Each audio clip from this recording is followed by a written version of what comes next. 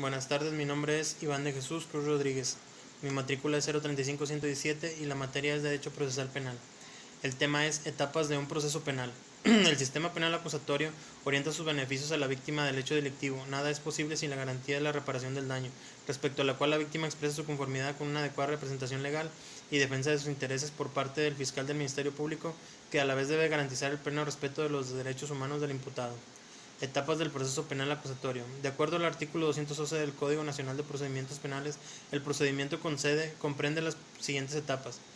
Primera etapa, investigación. Investigación inicial. Comienza con la presentación de la denuncia, querella u otro requisito equivalente y concluye cuando el imputado queda a disposición del juez de control para que se formule la imputación.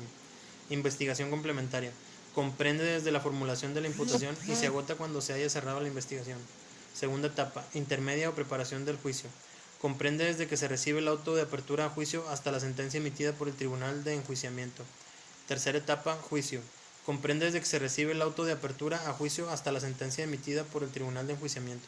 El nuevo sistema de justicia penal incluido en nuestro sistema jurídico a partir de la reforma constitucional publicada el 18 de junio de 2008, comprende diversos aspectos del sistema de seguridad y justicia, lo cual representa un gran reto para las instituciones del Estado mexicano en su conjunto. Esta enmienda constitucional constituye una gran oportunidad para mejorar la impartición de justicia penal en nuestro país a través de un procedimiento acusatorio y oral más transparente, dinámico y garantista, tanto para los imputados como para las víctimas, en el que se cumpla con el objetivo de esclarecer los hechos, proteger a los inocentes, procurar que los culpables no queden impunes y que se reparen los daños causados por el delito. En el nuevo sistema de justicia penal, los operadores jurídicos tienen un rol más participativo, transparente y con pleno respeto a los derechos fundamentales del imputado y de la víctima. Este es un cambio en relación a cómo los jueces toman las decisiones a lo largo del proceso. En el sistema anterior, el proceso era en base a los expedientes, se iba armando un expediente donde se recopilaban las pruebas, los testigos, etc.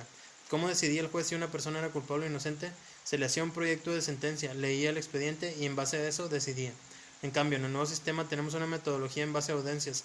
Esto quiere decir que el juez no decide sobre un expediente, sino que decide sobre lo que le exponen las partes en una audiencia. El juez tiene que escuchar directamente a dos partes contrarias, escucha al Ministerio Público y escucha a la defensa y luego decide.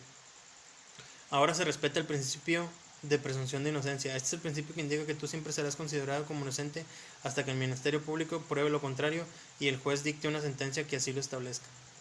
Ahora existe la figura del juez de control. Antes, un solo juez decidía si te habían detenido ilegalmente, decidía si había pruebas suficientes para iniciar un proceso, revisaba el expediente y decidía si eras culpable o inocente. El mismo juez decidía sobre todo. Ahora existen dos jueces distintos.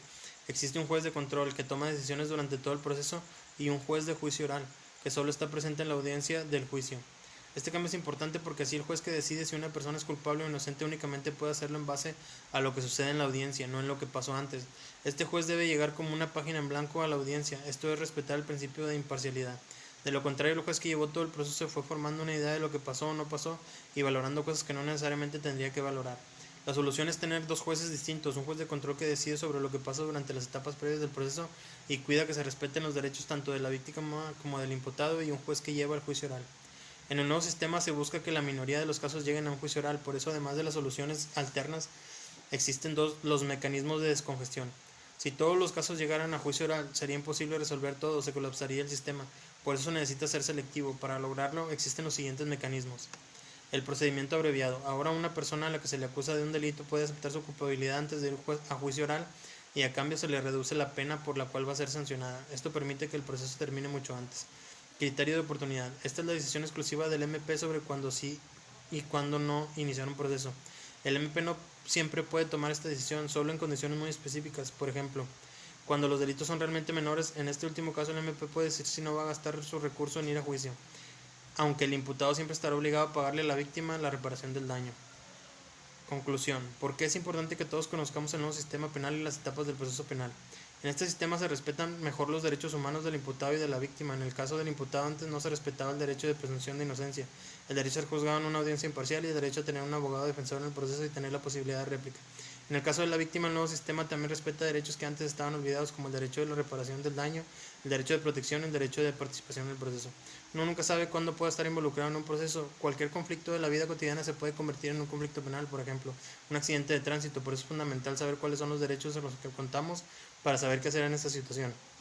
Además, es importante que la gente conozca y confíe en los nuevos mecanismos y que sepa que si no hay prisión, esto no significa que no hay impunidad. La prisión no siempre es la solución, la gente tiene que entender por qué también a la víctima le conviene que existan otro tipo de soluciones.